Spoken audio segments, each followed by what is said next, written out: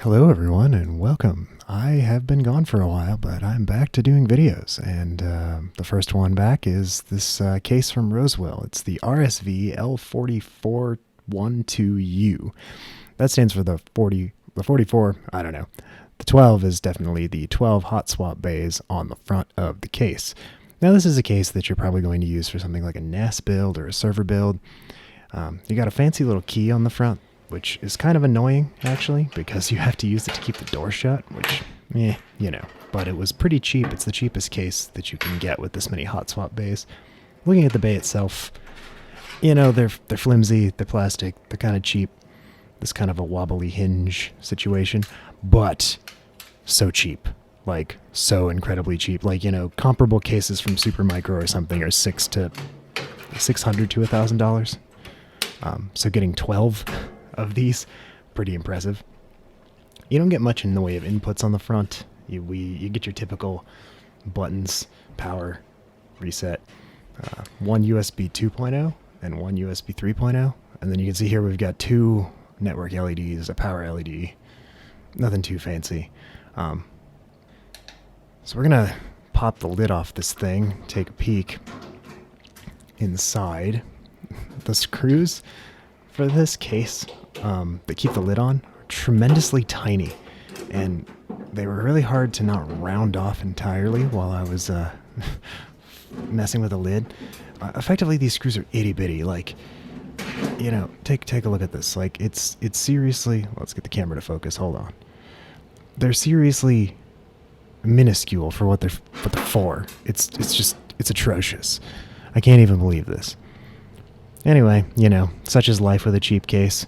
As you can see, the hot swap bays are actually in groups of 4, and they're sort of set in these modules.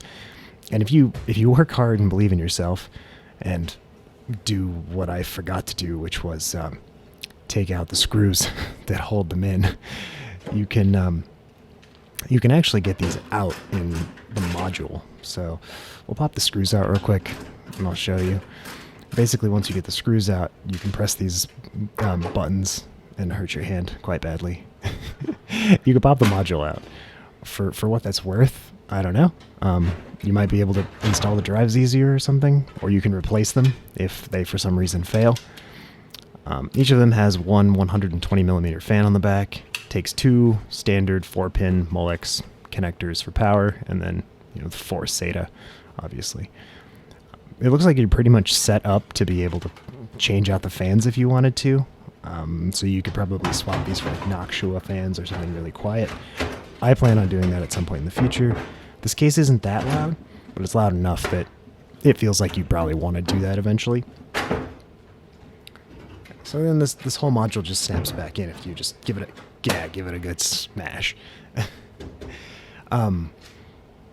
Yeah, so what else do you get with this case? A ton of SATA cables. So don't worry about buying them. You get 12 of them. They're not terrible, but I mean, they're cheap SATA cables that come with a case. You get this box with some crap that was just clunking around inside it. Strangely, you get a speaker, which is adorable.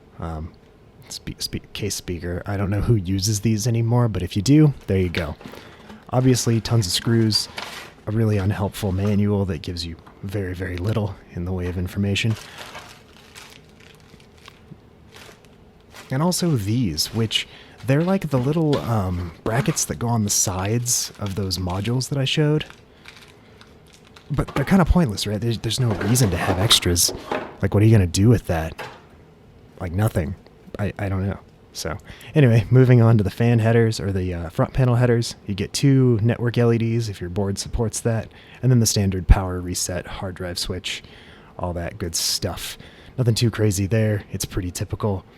You get the header for the one USB port that's in the front for standard USB 2.0, and then the 3.0 header is pretty straightforward. Nothing too crazy there.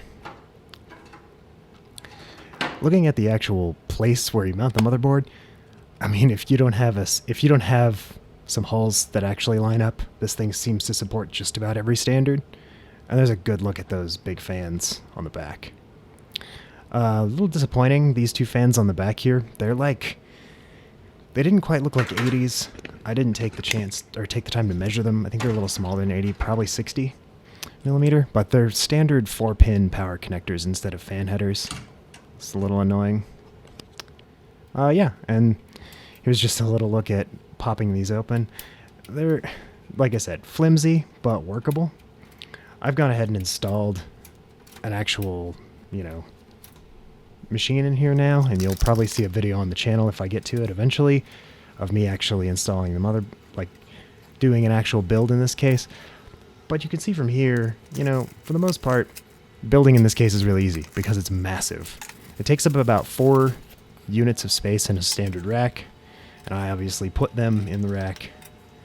And that's pretty much it. I mean, the case is great. It's cheap. There's nothing more to say about it. I mean, it's exactly what I needed. Stay tuned for an Unraid build coming soon, where I sort of highlight what I put in this case. Anyway, it's good to be back. This is kind of just a simple, easy video to start back making videos again. So thanks for watching, and see you in the next one.